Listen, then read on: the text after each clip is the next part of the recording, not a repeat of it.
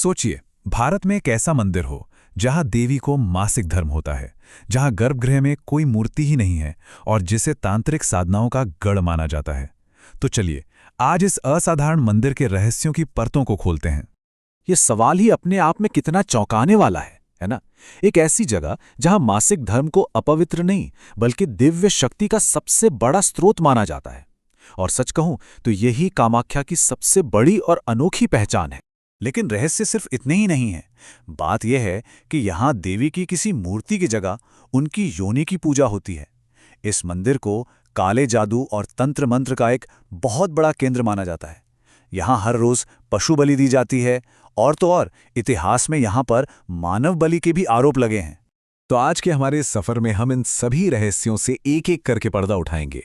हम ये जानने की कोशिश करेंगे कि आखिर ये मंदिर इतना अनोखा क्यों है, इसकी पौराणिक कहानी क्या है, इसका इतिहास कितना उतार चढ़ाव भरा रहा है और यहाँ होने वाले जो अनुष्ठान हैं उनके पीछे की असली सच्चाई क्या है। तो चलिए सबसे पहले उसी चीज की बात करते हैं जो इस मंदिर को सबसे अलग, सबसे अनोखा बनाती है। असल में ये मंदिर हिंदू धर्म के बाकी मंदिरों से एकदम अलग है, क्योंकि यहाँ पूजा का तरीका और जिस स्वरूप की पूजा होती है वो बिल्कुल भी पारंपरिक नहीं है। देखिए, कामाख्या को 51 शक्तिपीठों में सबसे ज्यादा महत्वपूर्ण माना जाता है। अब यह शक्तिपीठ वो पवित्र स्थान है जहां देवी सती के शरीर के अंग गिरे थे और कामाख्या में उनका योनि भाग गिरा था, जो कह सकते हैं जीवन के सृजन का सबसे बड़ा प्रतीक है। और शायद इसीलिए यहां किसी मूर्ति की नहीं बल्कि उसी योनि रूपी शिला की पूजा होती है। लेकिन सवाल यह है कि ये शक्तिपीठ बने कैसे? आखिर इनकी शुरुआत हुई कहां से? तो इनकी उत्पत्ति के पीछे भगवान शिव और देवी सती की एक बहुत ही शक्तिशाली और दिल को छू लेने वाली कहानी है, जो सीधे सीधे सृष्टि के संतुलन से जुड़ी हुई है। कहानी कुछ यूं है कि जब सती के पिता दक्ष ने शिव का अपमान किया तो देवी सती ने यज्ञ की अग्नि में ही आत्मदाह कर लिया। इस पर शिव इतने क्रोधित हुए कि वो सती के मृत शरीर को लेकर पूरे ब्रह्मांड में तांडव करने लगे। जब सृष्टि पर ही खतरा मंडराने लगा, तब भगवान विष्णु ने अपने सुदर्शन चक्र से सती के शरीर के 51 टुकड़े कर दिए और जहां जहां ये अंग गिरे वहीं पर पवित्र शक्तिपीठों की स्थापना हुई। तो ये तो हुई बड़ी पौराणिक कथा, लेकिन इसके अलावा इस मंदिर से कई और भी दिलचस्प स्थानीय कहानियां जुड़ी हुई हैं और ये कहानियां हमें देवी के दो बिल्कुल अलग अलग चेहरे दिखाती हैं। एक तरफ उनकी जबरदस्त शक्ति और दूसरी तरफ उनका प्रचंड क्रोध। एक कहानी है नरकासुर नाम के एक असुर की। वो देवी से शादी करना चाहता था। अब देवी ने भी एक शर्त रख दी कि अगर वो एक ही रात में मंदिर तक सीढ़ियां बना दे तो वो उससे विवाह कर लेंगी। बस काम पूरा होने ही वाला था कि देवी ने अपनी शक्ति से एक मुर्गे से सुबह होने से पहले ही बांग दिलवा दी। नरकासुर को लगा कि सुबह हो गई और वो हार गया और उसने काम अधूरा ही छोड़ दिया। एक और कहानी है राजा नर नारायण की, जो देवी के साक्षात दर्शन करना चाहते थे। उन्होंने देवी के एक भक्त केंदु कलाई की मदद से छिपकर देवी के दर्शन करने की कोशिश की, लेकिन देवी को उनके इस छल का पता चल गया। वो इतनी क्रोधित हुई कि उन्होंने राजा को शाप दे दिया कि उसके वंश का कोई भी व्यक्ति अगर मंदिर की तरफ देखेगा तो उसकी मौत हो जाएगी। कहते हैं कि आज भी उनके वंशज जब इस इलाके से गुजरते हैं तो अपनी आंखें ढक लेते हैं। अच्छा, तो कहानियों और मिथकों से अब जरा बाहर निकलकर इस मंदिर के असली ठोस इतिहास पर एक नजर डालते हैं। ये एक ऐसी इमारत है जिसने सदियों से समय के कई थपेड़े सहे हैं। इसने विनाश भी देखा है और फिर से अपना गौरव हासिल करते हुए भी देखा है।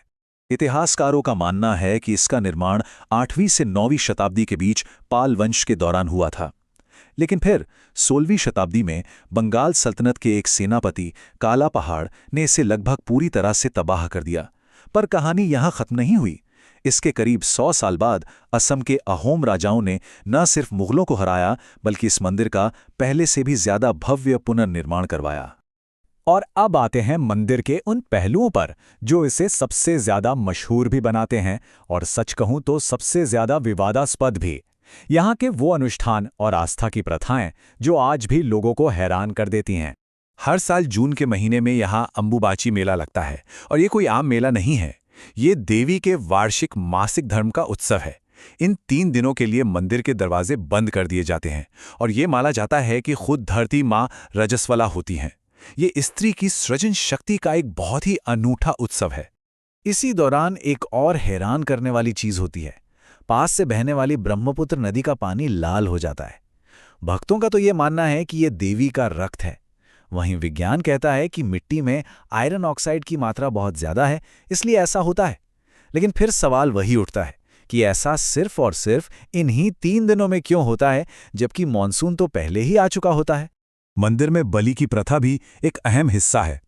यहाँ रोजाना नर बकरों, भैंसों और कबूतरों की बलि दी जाती है। लेकिन एक बात ध्यान देने वाली है, किसी भी मादा पशु की बलि नहीं दी जाती। पुराने ग्रंथों जैसे कालिका पुराण में तो मानव बलि का भी जिक्र मिलता है, और 1832 में एक ब्रिटिश अधिकारी ने तो अपनी रिपोर्ट में इसे देखने की बात भी लिखी थी। ये सबसे बड़ा और सबसे गंभीर सवाल है, क्या ये प्रथा जो पुराने जमाने में होती थी आज भी किसी न किसी रूप में जिंदा है? साल 2019 में हुई एक घटना इस शक को और भी गहरा कर देती है। 16 जून को मंदिर परिसर के अंदर ही एक 66 साल की महिला का सिर कटा हुआ शव मिला था। ये घटना हमें ये सोचने पर मजबूर कर देती है कि क्या आज भी गुप्त रूप से ऐसी प्रथाएं चल रही हैं। तो ये सारी बातें, ये सारी कहानियां, इतिहास और प्रथाएं हमें कामाख्या के सबसे बड़े और गहरे विरोधाभास पर लाकर खड़ा कर देती हैं। ये एक ऐसा केंद्र है जहां एक दूसरे से एकदम उल्टे, परस्पर विरोधी विचार एक साथ मौजूद हैं। आप सोचिए, एक तरफ तो ये मंदिर स्त्री शक्ति का सबसे बड़ा उत्सव है, जहां मासिक धर्म जैसी एक प्राकृतिक प्रक्रिया को पवित्र माना जाता है, और वहीं दूसरी तरफ इसका इतिहास पशु बलि, देवदासी प्रथा और यहां तक कि मानव बलि जैसी क्रूर और अंधकारमयी प्रथाओं से भी जुड़ा हुआ है। तो आखिर हम कामाख्या को कैसे समझें? क्या ये दिव्य स्त्री शक्ति का प्रतीक है, या फिर इंसान के सबसे क्रूर और आदिम रिवाजों का एक जिंदा सबूत? शायद इसका जवाब कहीं आस्था, इतिहास और रहस्य के बीच में ही छिपा हुआ है।